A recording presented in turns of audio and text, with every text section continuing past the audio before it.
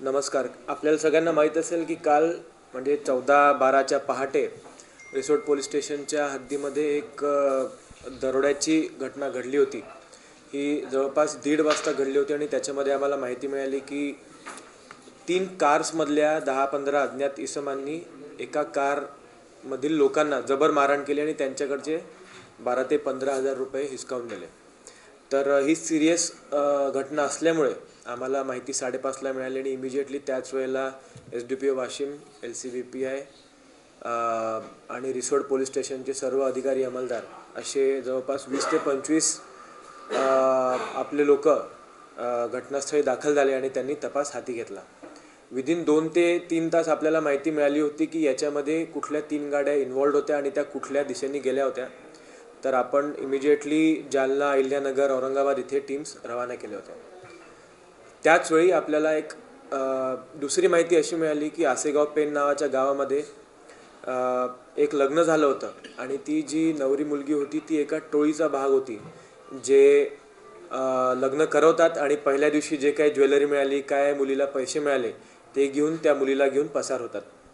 त्यांच्याकडे चौकशी केली असता एक्झॅक्टली त्याच गाड्या आपल्याला माहिती पडल्या ज्या आपल्याला दरोड्याच्या CCTVमध्ये आढळलेल्या होत्या.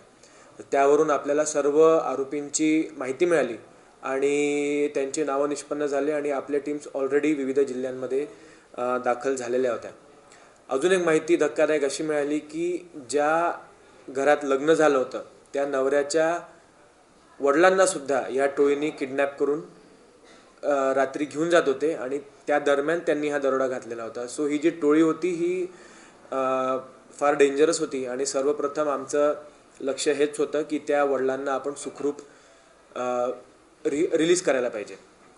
तर आपल्या टीम्सनी विविध प्रकारचे ॲनालिसिस करून, CDR ॲनालिसिस करून, CCTV फुटेजेस पाहून आणि मॅन्युअली सुद्धा इन्व्हेस्टिगेशन करून लोकल लेवलला पेट्रोल पंपला कुठे गेले काय करत त्यांचं लोकेशन आपल्याला अहिल्यानगर, एका गाडीचं लोकेशन अहिल्यानगर इथे मिळालं.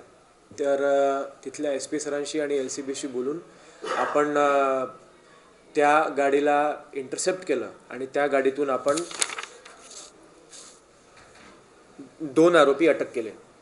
त्याचं नाव होतं राहुल म्हस्के आणि सतीश जाधव. यातील राहुल म्हस्के हा त्याच्यातला मेन लीडर आहे त्या टोळीचा आणि सतीश जाधव हा त्याचा सोबती आहे.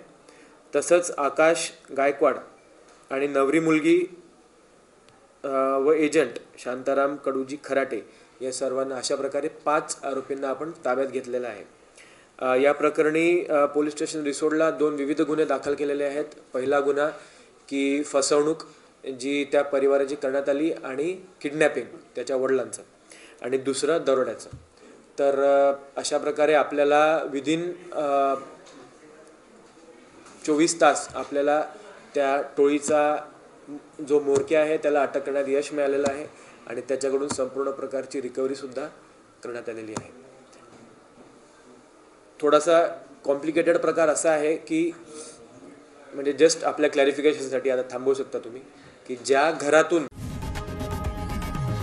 लोकशाही मराठी ऐका, पहा, जागरूक रहा.